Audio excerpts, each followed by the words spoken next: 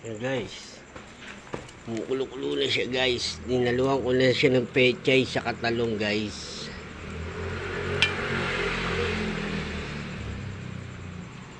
Ito yun guys.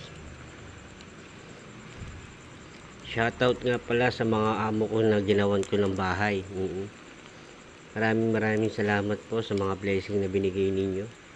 Hanggang ngayon po, hindi na rin po ako nawalan ng trabaho. Maraming salamat po.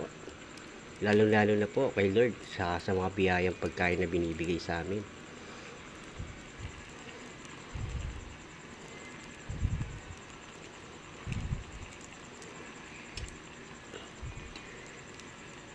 Ingat po lagi kayo sa inyong mga trabaho, lalo na po sa mga amo ko, sa mga nagdadrive po, sa mga nagwo-work.